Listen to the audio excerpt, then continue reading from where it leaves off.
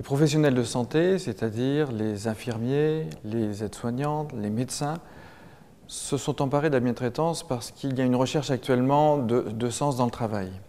Au-delà des tâches techniques qui se sont de plus en plus spécialisées, des tâches administratives qui se sont alourdies, les professionnels trouvent au travers de la relation avec les patients un peu plus de sens dans ce qu'ils font. Et la relation avec les patients contribue à la bientraitance. Les professionnels de santé se sont emparés de ce sujet, mais aussi les usagers et les résidents dans les établissements médico-sociaux et les établissements de santé.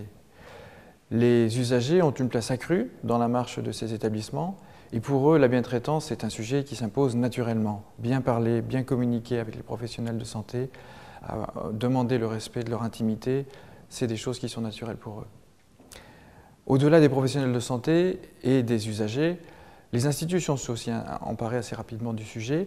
La Haute Autorité, qui l'a inscrit dans son manuel de certification, sa 3e itération. La loi HPST, qui a confié aux agences régionales de santé une mission bientraitance. Donc on peut dire que l'ensemble du paysage dans la santé s'est emparé du sujet. Les professionnels de santé sont venus voir les structures régionales d'évaluation et d'appui, des structures qui sont placées dans les régions, dans 10 régions françaises, pour aider les établissements de santé, puis maintenant les établissements médico-sociaux, mais aussi les médecins libéraux, à améliorer leurs pratiques, améliorer les organisations de travail, et puis gérer les événements indésirables, les accidents qui surviennent. Ils sont venus voir donc ces structures régionales et leur ont dit « mais nous, on souhaite travailler sur la bientraitance ».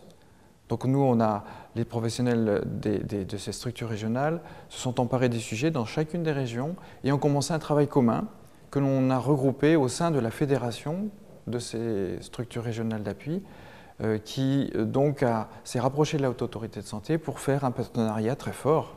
Et ce partenariat, il a consisté à, d'une part, pour les structures régionales, élaborer les outils, les tester, les valider, élaborer une stratégie d'utilisation de ces outils, et à la Haute Autorité de santé de porter le sujet, de porter une politique autour de la bientraitance, et également d'assurer la communication autour de ce sujet. Donc on voit que c'est un sujet, la bientraitance, qui, d'un point de vue de l'amélioration des pratiques, est assez exemplaire de ce qui peut se faire au niveau national.